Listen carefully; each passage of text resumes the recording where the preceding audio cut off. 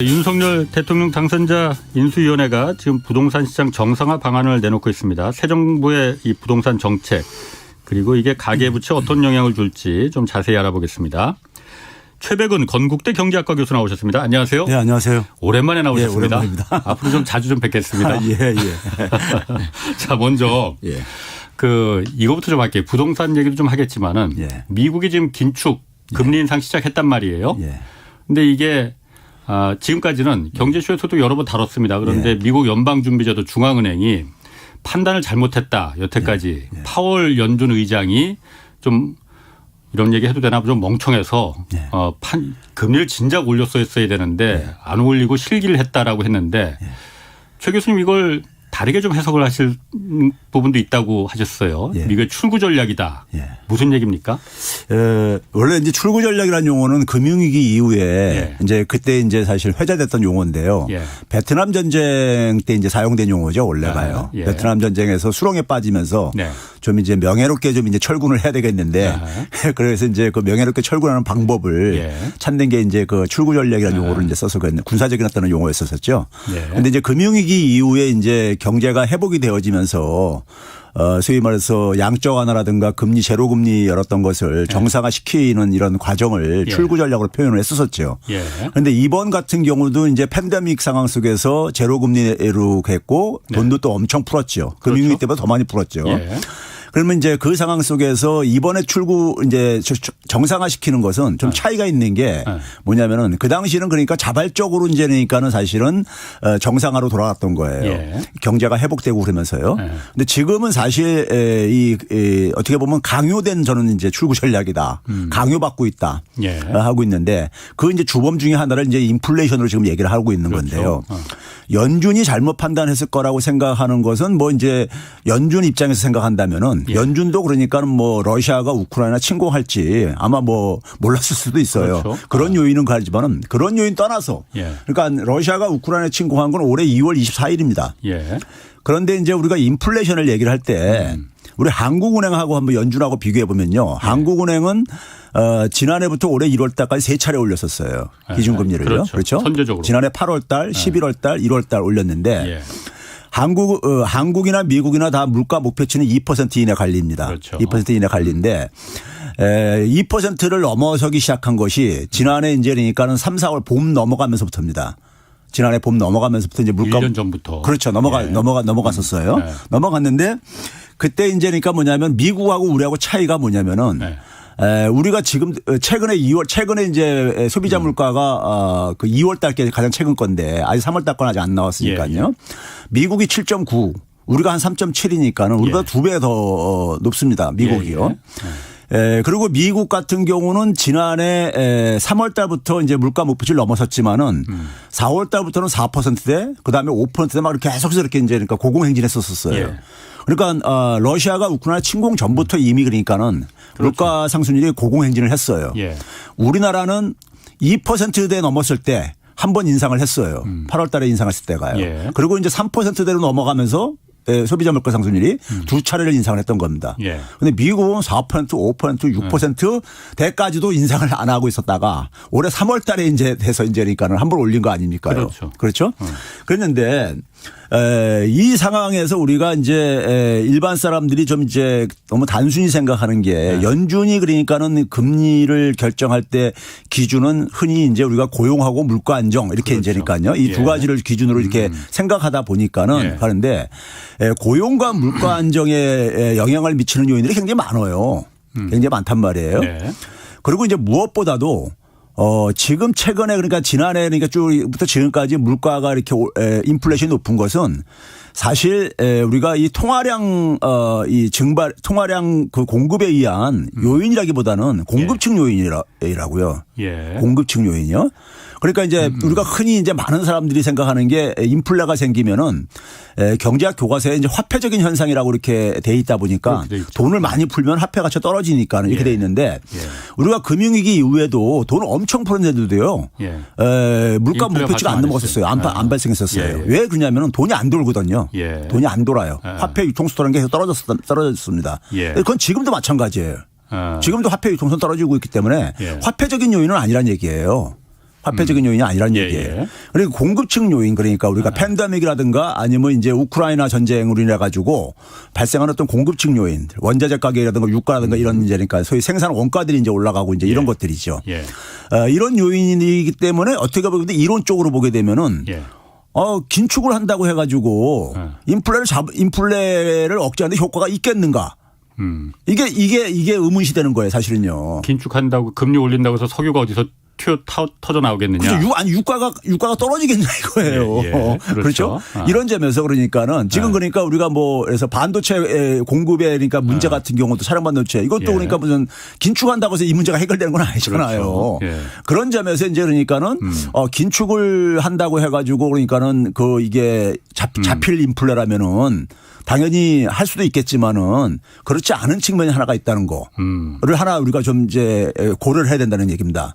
하나는 많은 사람들이 그냥 그러니까는 인플레 생기면 그러니까 어쨌든 간에 긴축을 해야 된다는 이렇게 기계적으로 이렇게 튀어나와요 반응이. 두 번째를 또 말씀하실 거군요. 그렇죠. 두 번째 말하기 전에 잠깐 제가 하나 먼저 궁금한 거 좀 물어볼게요. 어제도 잠깐 이 얘기를 했었는데 과거에 그러니까 금융위기 때 하여튼 돈을 많이 풀었을 때 돈을 그냥 많이 풀었는데도 버냉키가 헬리콥터에서 돈 뿌리듯이 막 풀고 그랬을 때도 이게 인플레가 발생하지 않았단 말이에요. 그거는 그때는 인플레가 발생하지 않았는데 지금은 인플레가 발생한 게 변수가 하나 있었다는 거예요. 옛날에는 돈을 푸는데 은행을 통해서 풀었다. 그러다 보니까 시중에 화폐가 돌지를 않았고 그냥 은행에서 왔다 갔다만 해서 자산 가격만 거품만 이제 키웠던 거고 지금은 미국 같은 경우에 직접 국민들 호주머니에 돈을 꽂아주었지 않았느냐. 은행을 통해 재정을 통해서 직접 집행하지 않았느냐. 그러니까 이게 시중에 돈이 실제로 돌았다라는 반론이 있었거든요.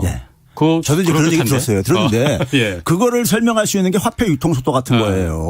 화폐 유통속도라는 게 돈이 그렇죠. 일정 기간 동안에 몇 회전 하느냐 이 문제거든요. 그런데 이게 지금 계속 떨어지고 있어요. 지금 뭐냐면 직접 주머니에 꽂아 뒀는데도 현금을 받아도 저축할 수 있는 거잖아요. 그렇죠. 우리나라처럼 소멸성 지역화폐로 주면 쓸 수밖에 없지만은 거기 현금 주면 현금 저축하죠. 많은 분들은요. 그러니까 화폐 유통속도 수치가 지금 계속 떨어지고 있다 이거예요. 데이터상으로는. 데이터상으로. 그래, 알겠습니다. 그런 점에서 이제 그거고요. 두 번째는. 그다음에는 이제 뭐냐면은 이 금리를 올렸을 때 미국 같은 지금 우리가 보게 되면은 소위 말해서 장단기 금리 역전을 굉장히 많이들 얘기를 하고 있잖아요. 지금 뉴스에도 많이 나옵니다. 이게 많이 나오고 있잖아요. 지금 이제 보게 되면 어제 기준으로 보게 되면은 거의 붙었어요. 그러니까 우리가 흔히 장단기 금리를 이제 사용할 때 지표를 사용할 때 그러니까 미국 국채 2년물하고 10년물 수익률을 되게 이제 그러니까 기준으로 많이 삼는데 그것만 삼는 건 아니지만 그걸 주로 삼는데 그게 거의 0.04니까 거의 붙어버렸어요. 원래는 당연히 그러니까 장기 10년짜리가 금리를 더 많이 줘야 되는 거잖아요. 그렇죠. 이자라는 것은 어차피 시간에 대한 보상이거든요. 그렇지. 시간이 길어질수록 금리가 높아진다는 것이 교과서적인 저거죠. 10년간 내 돈이 묶여 있어야 되니까. 그렇죠. 묶여 있으니까 그만큼 보상을 많이 받아야 되는 거죠. 그렇기 때문에 이 격차가 되게 이제 그러니까 금리가 기준금리 올리면은 가치들 다 이렇게 올라가는 게 정상적인데 이게 그러니까는 2년물 금리는 빠르게 올라가고 10년물 금리도 올라가긴 하는데 이건 느리게 올라가다 보니까 이게 격차가 자꾸만 이렇게 축소가 되는 거죠. 축소돼서 지금 거의 붙은 상태. 그리고 장중에 뭐 일부 역전까지도 됐다 뭐 이런 얘기 나오고 그러잖아요. 그러면 그걸 가지고 많은 전문가들이 가는 건 뭐냐면 경기 침체가 온다 이렇게 얘기를 하잖아요. 앞으로. 그러니까 그래서 장기 금리가 안 올라간다는 얘기는 장기적으로 자금 수요가 줄어든다는 얘기거든요. 그래서 이제 경기 침체의 신호로 이제 해석을 한단 말이에요. 그러면은 연준 입장 속에서는 경기 침체 원하지 않을 거 아닙니까? 그렇죠. 당연히 안 그렇죠. 경기 침체 막아야 되는 거잖아요. 막아야 되기 때문에 그러면 장단기 금리 역전을 연준이 그러니까는 선호할 일은 없을 거 아닙니까? 그렇죠? 그걸 전제로 한다면은 그럼 장단기 금리가 격차가 축소되기 시작한 게 언제냐면요. 지난해 3월 말부터입니다. 1년 전부터. 1년 전부터. 정확하게 1년 전부터네요. 그러니까 그때부터 뭐냐면은 미국의 인플레율이 목표치를 넘어가기 시작했었어요. 넘어가기 시작했으니까 시장에서는 그러니까 이제 금리 올릴 수밖에 없다 이렇게 해석을 한 거죠. 해석을 해서 이게 이제 격차가 축소되기 시작했어요. 그런데 그 당시에는 이미 연준에서는 금리 인상할 계획도 없었던 때란 말이에요. 그런데 되게 장단기 금리가 역전되는 것은요. 어떨 때 역전되냐면요. 2년물 금리가 빠르게 올라가야 되는 거잖아요. 그러면 기준금리 올릴 때 나타나는 현상입니다. 기준금리는 단기금리하고 연동돼 있으니까. 그렇죠. 그래서 실제로 금융위기 전에도 보게 되면은 2004년 6월 30일부터 이제 연준이 금리를 올리기 시작하거든요. 7차례를요. 그때 이제 금융위기 전까지 쫙 올렸을 때 그리고 그때 이제 이 장단기 금리 역전 이게 이제 격차가 축소되고 역전이 되고 그래요. 예, 예. 그러니까 되게 연준이 기준금리 올릴 때 장단기 금리 역전 현상이 생기는데 이번은 다르다 이거예요. 이번은 뭐냐면 금리를 인상하지도 않았는데 이게 이제 격차가 축소되기 시작한 거예요. 그 시장이 그러니까 얘네들 분명히 금리 올릴 거야 이렇게 그렇죠. 돗자리 깔아야겠네. 그렇죠. 그렇게 이제 해석을 한 거죠. 예, 예. 그런데 연준 입장 속에서는 앞에서 일본에서 얘기했듯이 이게 그러니까 금리 올린다고 인플레 잡힐 문제가라는 게 확신이 없는 거죠. 예? 없는 거고. 예, 예. 그다음에 뭐냐면은 작년까지만 해도 스탠스로 어쨌든 간에 이거 임시적이다 이런 표현을 썼잖아요. 일시적이라고 했죠. 일시적으로요. 곧 잡힌다고. 예, 일시적으로 이런 표현 썼잖아요. 그 이제 쓴 이유가 이제 저는 있다고 보는데 이 공급망 이제 교란으로 이제 이렇게 해석을 했었잖아요. 예. 그러면 있잖아요. 우리가 저는 이제 많은 사람들이 지금 놓치고 있는 것 중 하나가 올해 5월 달부터는 5월 달이면 이제 그러니까 4월 달 소비자 물가가 발표가 됩니다. 그렇죠. 발표가 되는데 5월 달부터는 5월 중순께 이제 미국의 소비자 물가가 발표될 텐데 인플레율이 저는 둔화될 거라고 봐요. 둔화될 거라고 봐요. 예. 지금 그러니까 우리가 7.9%는 2월 달이라든가 아니면 3월 달치가 거의 그러니까 정점일 거다. 그게 왜 그러냐면요. 첫 번째는 기저 효과입니다. 이 소비자 물가 상승률은 1년 전에 비하는 건데 그렇죠. 지난해 굉장히 고공행진한 요인 중에 하나가 뭐냐면요. 그 1년 전을 또 생각해 보세요. 2020년 봄 4월 달부터 4월 달이 어떤 때입니까요? 1차 팬데믹이 유행할 때예요. 미국에서요. 2020년 4월이요. 그렇죠? 기억들 나시잖아요. 유럽이랑 미국에서 굉장히. 그래서 그 당시에 거의 그러니까 0%대 가깝게 인플레율이 막 떨어졌을 때였었어요. 그러니까 2021년은 기준값이 작으니까 올라갈 수밖에 없어요. 많이요. 그렇죠. 그 요인도 있다는 얘기예요. 그게 기저 효과죠. 예. 그러면 이제 그러면 올해 같은 경우는 작년에 많이 올라갔으면은 그 수치보다 많이 올라가기가 힘들죠. 증가율로는 힘들다 이거예요. 그래서 기저 효과로 인해서 이게 꺾일 가능성이 있고 그다음에 지금 뭐 소비 심리도 좀 둔화되고 있다잖아요. 그래서 이런 요인들로 인해 가지고 그다음에 이제 뭐 러시아 우크라이나 침공도 지금 어쨌든 간에 이제 그 좀 진정되는 이런 기미도 좀 보이고 어쨌든 간에 두고 봐야 되겠지만은 그런 점에서 최악의 상황은 지금 어쨌든 간에 단기적으로 볼 때는 최악의 상황은 좀 벗어난 것 같다. 그러면 결국은 뭐냐 그거를 연준 같은 경우도 사실은 작년에 예상을 했다는 거죠. 이 우크라이나 전쟁 변수를 빼놓고 본다면요. 그랬을 때 그러니까 이게 그러니까 올 1년 지나고 나면 내년 정도 되면은 다시 그러니까 이게 진정이 될 거다. 이렇게 봤던 거죠. 그러면 그랬을 때 그러니까 우리가 금리를 올렸을 때 거기에 대한 그러니까 우리가 반대급부를 생각해야 되고 그러니까 소위 말해서 이익가는 그 손실을 좀 생각해야 되는데요. 먼저 제가 볼 때는요. 미국에 지금 갖고 있는 문제를 우리가 한번 좀 생각을 해보자 이거예요. 미국이 지금 돈을 엄청 풀어서 미국 정부 부채가 굉장히 지금 심하다는 건 다들 알려있는 얘기잖아요. 그렇죠. 알려있는 얘기인데 그러니까 GDP 대비 그러니까 120%가 넘을 정도로 지금 되어 있으니까요. 그러면 그 상황 속에서 미국도 그러니까 정부 부채를 줄여야 되는데 정부 부채라는 게 GDP분의 부채액이란 말이에요. 그럼 부채액을 상환을 해야 되는데 상환할 것은 이게 보이지가 않거든요. 막막하지. 계속 적자가 지금 누적되고 있는데 오히려. 그럼 분모를 늘릴 수밖에 없어요. 분모를 빠른 속도로요. 이걸 줄이려면요. 근데 이제 그러면 우리가 인플레가 높아지게 되면은 우리가 그 국가 부채 비율 할 때 GDP는 경상 GDP입니다. 평상시에 쓰는 우리가 실질 GDP가 아니라 소위 말해서 그러니까 일반 그러니까 실질 GDP에다가 플러스 물가 상승률을 더한. 물가 상승률을 더한. 우리가 예를 들어서 내가 부채가 1,000만 원 있다 했을 때 내 소득을 그러니까 화폐 단위로 간 거를 하지 실질 물가 고려해서 하는 소득 아니잖아요. 그럼 뭐냐면 인플레가 일어나게 되면은 우리가 흔히 경제학 교과서에서도 인플레이션 상황 속에서는 그러니까는 채무자가 더 유리하다 이런 말을 하잖아요. 화폐 가치가 떨어지고. 화폐 가치 떨어지고 그러니까요. 그러니까 분모 이 GDP가 빠르게 증가할 수가 있다고요. 빠르게 증가할 수 있는 거예요. 그러니까 미국 국가 채무 부담을 굉장히 완화시킬 수가 있죠. 자연적으로 줄어들었네. 그래서 올해 같은 경우 보면 제가 볼 때 많이 줄어들 것 같아요.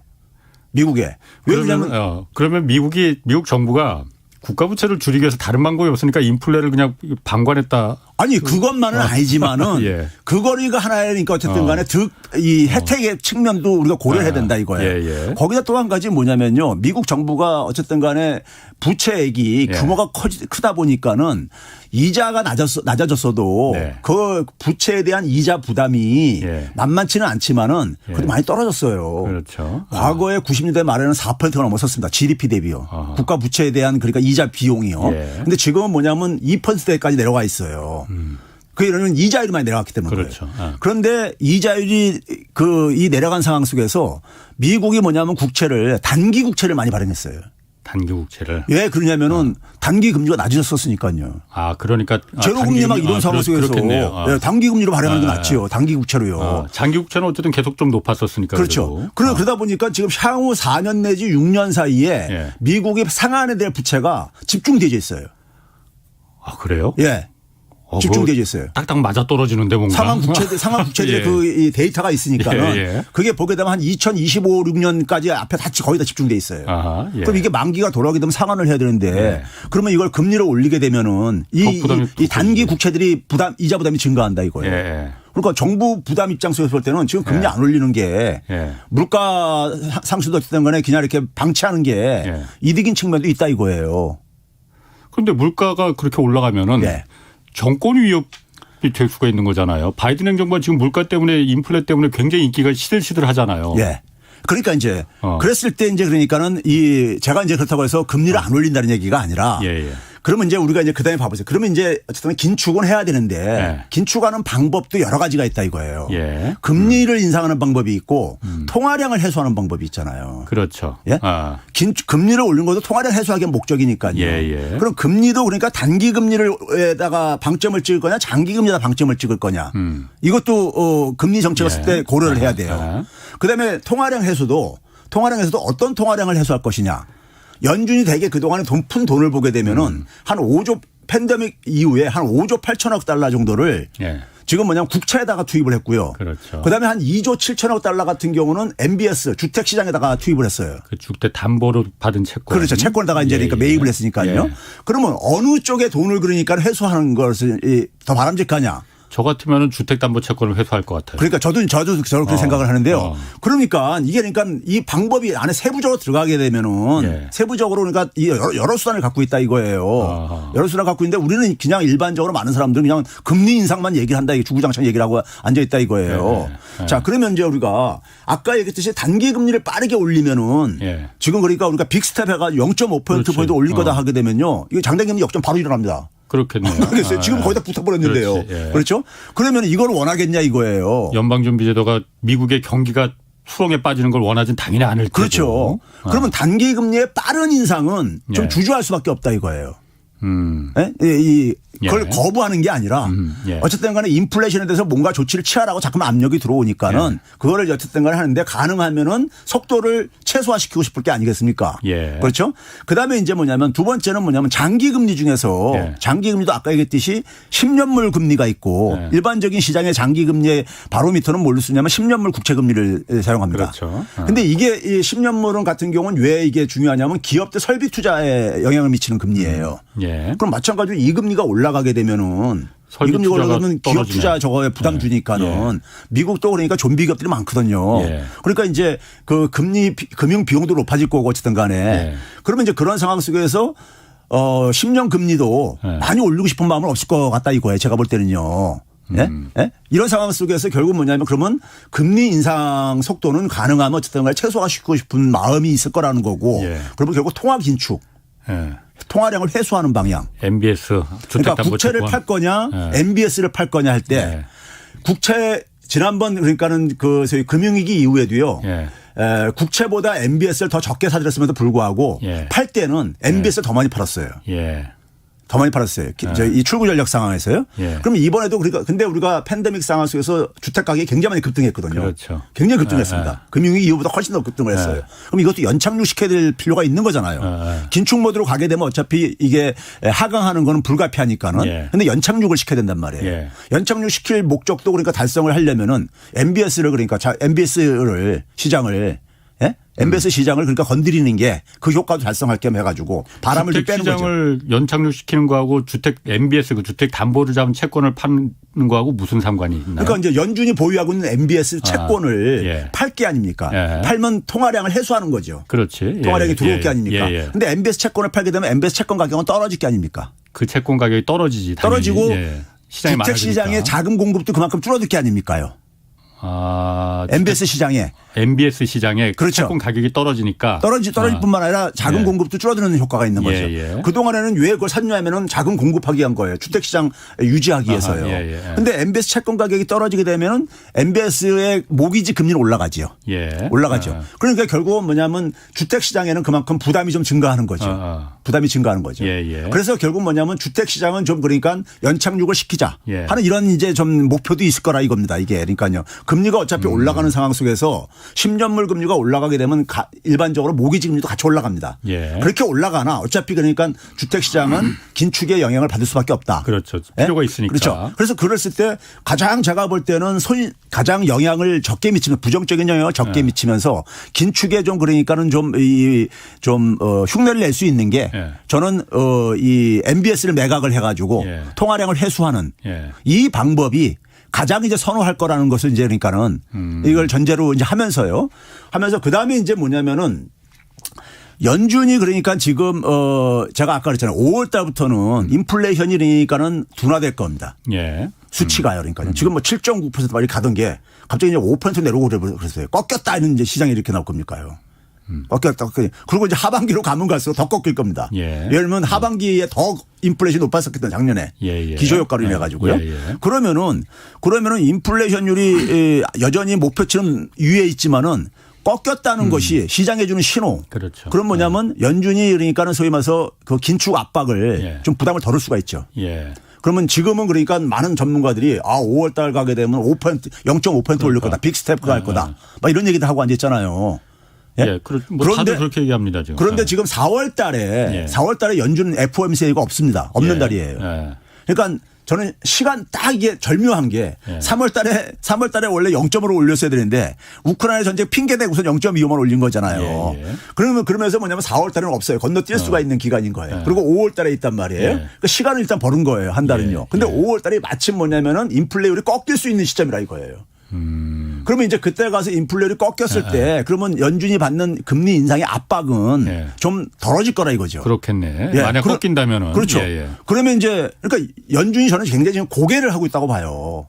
여러 가지 목표들, 여러 가지들을 변수들을 고려를 해야 되는데 그중에 그러니까 아까 얘기했듯이 장단기 금리 역전도 원치 않고 그러면서 인플레도 어쨌든 간에 잡으려고 노력을 하고 있다는 것도 보여줘야 되고 여러 가지를 이 요인들을 고려해야 된단 말이에요. 연준 부동산 시장도 연착륙 그렇죠. 되고. 그런 걸 다 고려해야 되는데 그런 거를 다 자기가 성실하게 다 어쨌든 간에 그 여러 가지 목적을 그러니까 선화 말에 토끼를 잡으려고 하는 이런 상황 속에서 연준이 어쨌든 최선을 다하고 있는 것을 보여줘야 되는데 이게 이제 굉장히 연준 희망대로 될지는 이건 별개 문제인 거죠.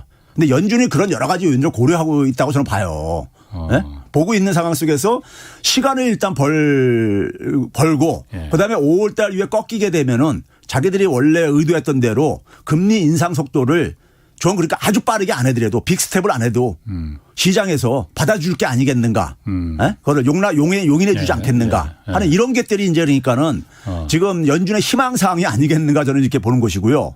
뭐 그럴 수도 있을 것 같아요. 그렇죠. 지금 어쨌든 지금 보면은 여태까지 그 경제쇼에 나왔던 패널들 그리고 또 언론이 뭐 사실 잘 모르니까는 그 수많은 분석들 이거 보면은 그거하고 사실 지금 최백은 교수님 얘기는 사실은 전혀 다른 얘기거든요. 그런데 그렇죠. 제가 보니까는 연준이 그럼 처음부터 누구나 다 지금 파월 연준 의장이 저거 바보 같은 사람이라서 진짜 금리 올려서 선제적으로 대응했어야 되는데 지금 타이밍을 놓쳤다 막 이런 얘기를 하는데 그게 아니고 이런 큰 그림을 미리 갖고 있어서 도랑치고 가재뿐만이 아니라 가재도 잡았고 지금 개구리도 잡았고 올챙이도 다 잡았구나. 그렇죠. 다 잡으려고 하는 거구나.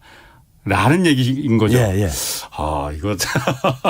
그러니까 너무 이제 그러니까는 연준에서 그러니까 그 역할을 통화정책의 역할을 받는 분들은 일반 사람들이 생각하는 거 이상으로 많은 변수들을 고려를 해야 할 수밖에 없잖아요. 그렇죠. 그 자리라는 것이요. 그런데 일반 사람들이 너무 단순화시켜 가지고 그냥 그러니까 금리만 집착을 하다 보니까는 금리가 빠른 속도로 인상해야 될 게 아니겠는가. 그리고 인플레로 인해 가지고 의도하지 않은 이제 시장에 대한 얘기를 못 하지만은 의도하지 않은 효과도 지금 누리고 있단 말이에요. 그렇죠. 누리고 국가 부채도 지금 아이고 굉장히 큰 부담인 거거든요. 그렇죠. 예, 굉장히 큰 부담. 더군다나 미국이 대외 부채가요. 16조 달러가 넘습니다. 16조 달러가. 그럼 미국의 통화가치가 떨어지는 것도 마찬가지로 덕보는 거예요. 이런 문제를 거군요. 자연스럽게 해결을 하는 게 원래 국가 부채를 해결하는 교과서적인 처방 중에 하나가 인플레이션입니다. 맞아요. 돼 있어요. 그러니까 그거를 근데 대놓고 얘기할 수는 없잖아요. 근데 그것을 상당히 지금 누리고 있는 거란 말이에요. 아, 재밌네. 재밌습니다. 예? 자, 야, 오늘 이거 할 얘기가 좀 더 많은데. 그러면은 어쨌든 미국이 그러면은 연방준비제도가 원래는 지금 기준금리를 껑충껑충 막 이제 올릴 것이다 해서 내년에 심지어는 4% 5%까지도 간다고 얘기를 했었는데 그렇지 않을 가능성도 있다라는 얘기이신. 지금 봐보세요. 연준이 최근에 지난 5년 동안에 중립금리라는 게 있습니다. 예, 있습니다. 중립금리라는 게 그러니까 쉽게 얘기하면요. 소위 말해서 우리가 잠재 성장률 정도로 해석하면 돼요. 그러니까 최대 성장할 수 있는 거. 그때는 금리의 상한선 정도로 생각하면 됩니다. 인플레이션 유발 안 하면서요. 그러니까요. 그걸 이제 그러니까 2.3으로 내렸거든요. 2.5에서요. 좀 내렸습니다. 내렸다는 얘기는 그만큼 미국 경제의 성장 잠재력이 약화됐다는 거예요. 성장 잠재력이 약화됐는데 2.35%를 했는데 4% 5% 이거 감당하겠습니까? 미국 경제가요. 이거는 그러니까 이거는 너무 우리가 인플레에만 주목을 해가지고 미국 경제가 그러니까 이게 커다랗게 침체에 빠지는 것에 대한 것은 너무 가볍게 생각하는 거죠. 연준이 어떻게 그거를 가볍게 생각할 수 있어요. 그렇죠? 일반 사람들은 그냥 인플레 문제만 너무 집착하다 보니까는 4% 5% 쉽게 얘기하는데 4% 5% 의미하는 게 엄청난 거란 말이에요. 미국 경제가 감당할 수 없는 금리 제가 볼 때는요. 연준이 그러니까 금융위기 전에도 최대 올린 게 2.25에서 2.5였었어요. 2018년도에. 금융위기 이후에 그러니까는 소위 말해서 양적 완화를 중단하고 난 다음에 2015년에 1년에 한 번 올렸었고요. 2016년에 한 번 올렸었고 2017년에 3차례 올리고 2018년에 4차례 올립니다. 그리고 나서 이제 장단기 금리 격차가 이게 줄어들기 시작해요. 그러니까는 연준에서 다시 뭐냐면 2019년도에 팬데믹 이전에 이미 금리 재차를 내렸었어요. 2.5%까지 상단을 올리니까는 죽는다고 아우성하는 좀비 기업들이 나타난 거예요. 그러니까 그 당시도 2.5도 그러니까 감당하기 힘들었는데 그게 중립금리 수준이었었어요. 근데 4 내지 5% 지금 이게 감당할 수 있는 거냐고 미국 경제가요. 감당하기 힘든 저거라 이거예요. 그러면 그 부분은 그러니까 연준이 고려를 안 할 것 같냐 이거예요. 그런 상황이 그러니까 만약에 우리가 70대 말이나 80대 초처럼 아주 인플레이션이 굉장히 심했던 시기라면은 그 금리를 막 올리겠지만은 지금은 그러니까는 이게 이 인플레이션이 그렇게 그 당시처럼 이렇게 지속될 가능성이 높지가 않은 저거란 말이에요. 그러니까 소위 말해서 통화량에 의해서 생기는 인플레이 효율은 별로 없다 이거예요. 여기 이번에도요. 마찬가지로요. 공급적 문제다. 그러니까 이건 해결될 거다. 금방. 그렇죠.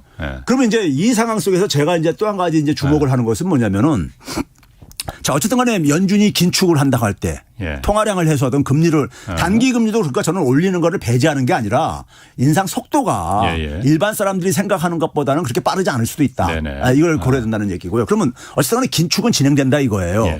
진행됐을 때 타격을 보는 게 어디냐. 이게 뭐냐면 이제 신흥시장 국가들이죠. 신흥국가들이 지금 뭐냐면 이중적인 어려움이 있는 게 뭐냐면은 어쨌든 간에 긴축을 한다는 얘기는 자금이 유출된다는 얘기잖아요. 그렇죠. 자금이 이제 그러니까 유출된다는 얘기인데 거기다 또 한 가지는 뭐냐면은 우크라이나 이 침공으로 인해 가지고 식량 가격이 곡물 가격이 굉장히 지금 그러니까 상승 압력으로 지구하고 있어요. 신흥국가들 같은 경우는 대개 이제 소득이 낮은 나라들이기 때문에 우리가 과거에 금융위기 터지던 해에 당시 에그플레이션이라는 용어가 있었었죠. 당시에도 뭐냐면 농산물 가격이 막 식량 가격이 올라가지고 키니지에서 막 그러니까 막 폭동이라고 막 이랬었잖아요. 자세민 혁명 나오고. 그랬었잖아요. 그러니까 그런 게 하게 되면 먹고 살기 힘든 민중들이 이 봉기를 일으키고 막 그럴 수가 있는 거잖아요. 그럼 이제 그런 이제 요인도 지금 그러니까 같이 신흥시장 국가에는 여러 가지 요인들이 지금 이제 이게 나쁜 요인들이 이렇게 축적되어 있는 상황인 거예요. 상황 속에서 그러면 그렇게 그쪽에서 특히 경상수지가 안 좋은 나라들 지금 보니까 우리가 그래서 이 그 무역수지가 적자인 나라라든가 경상수지가 적자인 나라 이런 같은 나라들 같은 경우는 자금 유출이 더 이제 빨라질 수가 있죠. 그럼 신흥국발 위기가 생겼을 때 결국 어떤 현상이 생기느냐 자금이 안전자산으로 이동을 하죠.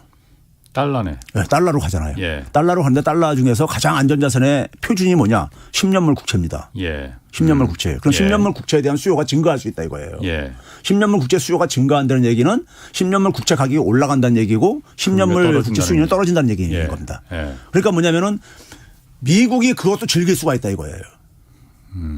미국이요. 예. 10년물 국채 금리는 시장의 장기 금리의 바로미터란 말이에요. 예. 그러니까 미국 경기 둔화를 막기 위해서 예. 해외 그러니까는 신흥국가를 희생양으로도 삼을 수 있다 이거예요. 예? 그러니까 미국은 그러니까 자국의 문제를 해결하기 위해서 자국의 문제를 여러 가지 문제를 해결하기 위해서 예. 선택할 수 있는 변수들이 굉장히 여러 가지도 있고 예. 또 여러 가지 문제가 중첩되어 있는데 예. 그거를 굉장히 그러니까 이 소위 말해서 굉장히 고차 함수를 지금 풀고 있는 거라 이거예요 지금요. 고차 방정식을 지금 풀고 있는 거죠 지금. 미국의 이익을 위해서. 그렇죠. 당연히 미국의 이익을 위해서 가죠. 예. 거기에 그러니까는 무슨 미국 이익보다 더 우선할 수 있는 외국의 이익은 없는 거죠. 국제 뭐 이 금융 환경에 이것도 미국에 부정적인 영향을 미쳤을 때 그것도 고려하는 것이지 그렇지 않을 경우에는 그렇지 않을 경우에는 미국이 그거를 그러니까 우선순위에 놓을 수가 없는 거죠. 없을 때 그러니까 우리가 소위 말해서 이 긴축을 했을 때 우리가 과거에도 2013년도에도 그러니까는 소위 말해서 발작 현상을 우리가 그 당시도 얘기했었잖아요. 그렇죠. 그러면 이번에도 그러니까는 그런 것들이 돈이 너무 풀렸거든요. 돈이 많이 풀린 게 신흥국에서 자금이 회수될 때.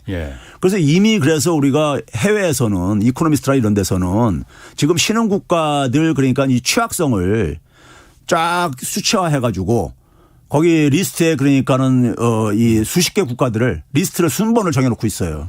아르헨티나 1순위, 스리랑카 2순위, 우리나라도 끼어 있어요. 이집트하고 스리랑카는 이미 IMF에 구제금융을 신청을 했다고 하고. 그러니까요. 그런 나라들이 쭉 이렇게 리스트가 이렇게 만들어지고 있어요. 리스트에서 우리나라 몇 등이에요 지금? 우리나라가 보게 되면은 그 우에서 가게 되면은 한 20번 정도는 있는 것 같아요. 20몇 번 정도 있는 것 같아요. 그럼 꽤 높은 순위에 있네. 그렇죠. 문제는 뭐냐면은 대만이나 싱가포르는 없다는 거. 우리나라는 있고. 예. 그러니까 소위 말해서 우리나라 선진국이라고 우리가 한 얘기했잖아요 그동안에. 근데 거기에 있는 나라들이 대개가 신흥국가들이야. 개도국들. 근데 우리나라만 선진국에서는 유일하게 거기 들어가 있어요. 왜 들어가 있어요 우리나라는? 우리나라가 이제 보게 되면은요. 우리나라가 소위 말해서 자본시장 개방이 굉장히 높은 나라입니다. 그렇죠. 높은 나라이다 보니까는 자금을 어쨌든 간에 이게 이동이 굉장히 쉬운 나라죠. 이동이 쉬운 나라이다 보니까는 거의 그게 이제 한 가지 문제가 있고 반면에 방어 능력에 있어서 제가 이제 평상시에 얘기하는 게 화폐 주권을 얘기를 하는데 화폐 주권이 우리는 굉장히 신경을 안 써요. 그러니까 소위 말해서 화폐 주권의 대표적인 지표가 뭐냐면은 GDP 대비 외환 보유액. 이게 우리나라 같은 경우 한 25% 정도 안 돼요. 이 정도에서 되게 관리를 해요. 이것도 올린 게 그 정도 된 거예요. 그런데 대만이나 싱가포르는 가장 적을 때도 한 70%는 유지하고 많을 때는 100%는 넘습니다. 지금 100%가 넘고 그래요. 지금 뭐냐면 외환 보유액이 많다는 얘기는 달러가 빠져나갈 때 방어 능력이 있다는 거예요. 방어 능력이. 그런데 우리는 그러니까는 우리는 그만큼 방어 능력이 취약하다는 거죠. 지금 우리나라도 외환 보유고가 꽤 많아서 이 정도면 충분하다. 옛날 IMF 때가 어쨌든 외화가 없어서 그 우리가 직격탄을 맞았지만은 그러려면 이제 없다. 뭐 그렇게들 알고 있는데. 그 절대 얘기죠. 우리나라 경제 규모에 대비해서 우리가 들어와 있는 돈들도 마찬가지로 경제 규모에 대비해서 우리가 들어오는 거거든요. 그렇기 때문에 GDP 대비로 우리가 외환 보유액을 보는 것이고 그다음에 우리가 그 자본의 이동이 굉장히 우리가 용이한 나라다 보니까는 대외 채무액도 그러니까 장기도 많지만은 장기로 우리가 돈을 빌려온 것들 같은 경우도 그 내부 약관을 좀 봐야 돼요. 중간에 해소할 수 있는 성격이 있는지 없는지 이런 것들도요. 그런데 어쨌든 간에 그 대외 채무도 굉장히 취약한 요인 중에 하나로 이제 포함될 정도로 대외 채무도 그러니까요. 그러니까 이제 그런 점에서 그 우리나라가 어쨌든 간에 그 이 취약 국가들 예상되는 취약 국가들에 포함되어 있고 또 하나는 뭐냐면 중국 리스크에 굉장히 취약한 나라. 그러니까 우리나라가 이제 1순위로 돼 있어요.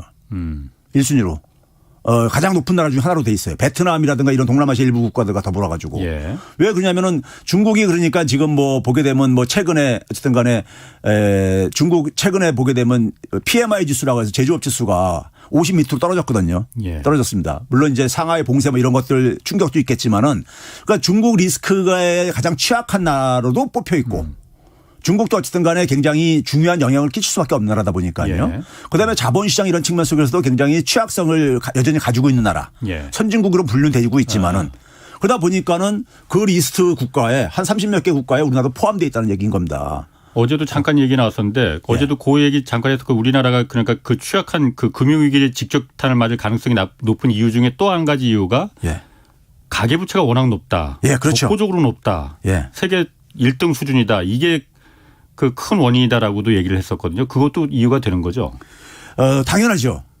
당연한 거고 그러니까는 우리가 이제 그러니까 그래서 지금 그 가계부채 같은 경우 보게 되면요. 지난해 3분기까지가 나왔는데 국제결제은행에서 그러니까는 43개국을 그러니까 주요 국가 43개국을 통계를 내는데 지난해 3분기 거까지 나왔는데 106.7%니까 거의 107%예요. GDP 대비요. 이게 몇 번째냐면은 그 세 번째인가 네 번째예요. 43개 국가 중에서요. 근데 대개 그 100%가 넘는 나라들이 북유럽 국가들이에요. 네덜란드, 덴마크 뭐 이런 나라들이요. 이런 나라들이요. 스위스로 이런 나라들인데 이런 나라들하고 우리가 흔히 이제 국내 전문가들이 저쪽하고 저쪽은 저렇게 높은데 왜 아무 문제 없느냐 이런 얘기할 때 흔히 그동안 전문가들이 얘기했던 게 뭐냐면 그쪽은 사회보장이 잘 돼 있어가지고 사회복지가 잘 돼 있어가지고 가계가 그러니까 방어 능력이 있다 뭐 이런 얘기하는데 그거는 아니고요. 그건 사실 아니고 거기에 대한 연구들이 많이 있습니다. 유럽에서. 내용을 연구해 보니까는 뭐냐면은 사실 사회보장이나 공공지출이 많은 나라는 프랑스 같은 나라예요. 프랑스가 제일 많아요. 유럽에서는요. 그런데 이제 그게 아니라 결과는 보니까는 이 일자리 문제예요. 일자리 문제. 그러니까 뭐냐면은 우리나라 보게 되면은 이제 그러니까 그 이 고용률 인구 중에서 그러니까 몇 사람이 일자리 잡고 있냐 봤을 때 보게 되면 대개 이제 가계부채를 그 방어할 수 있는 그 연령층이 우리가 흔히 말해서 25세에서 54세 한참 일할 나이 핵심 노동력이라는데 이들의 고용률이 우리나라 같은 경우 보게 되면 74% 이 정도는 안 됩니다. 근데 그 북유럽 국가들은 다 80% 후반이에요. 즉 뭐냐면 일자리가 굉장히 탄탄하게 뒷받침되고 있다. 소득이 있으니까는 부채가 있어도 갚을 그렇죠. 그게 되는 거죠. 그래서 거기선 왜 그러냐면은 우리나라 같은 경우는 대개 사회복지나 사회보장을 고령 인구들에 대해서 지원하는데 그러니까 소득을 못 만들 수 없는 사람한테 지원하는데 거기는 뭐냐면은 일자리를 만드는데 소위 말해서 적극적인 노동시장 정책이라 그러죠. 거기에 퍼붓는 예산이 우리나라 같은 경우는 0.9%도 안 되는데 GDP 대비 거긴 대개 한 3% 가깝게 됩니다. 그러다 보니까는 고용률이 전체 연령층을 다 보더라도 보게 되면은 거기는 그러니까 한 85에서 90% 이렇게 됩니다. 고용률이요. 그런데 우리는 기껏해야 그러니까 한 70% 평균 이렇게 되다 보니까는 그러다 보니까는 그만큼 우리나라 사람들이 일자리가 그러니까는 이 취약하다 보니까는 일자리 취약하면 자본주의 사회 속에서는 소득이 취약한 거죠. 소득 만드는 것이요. 그런 점에서 이 가계 부채를 그러니까 방어할 능력이 그러니까는 금리가 올랐을 때 그 상환을 해야 되는데 상환을 해야 되는데 상환하려면 결국 소득이 뒷받침돼야 되는 거거든요.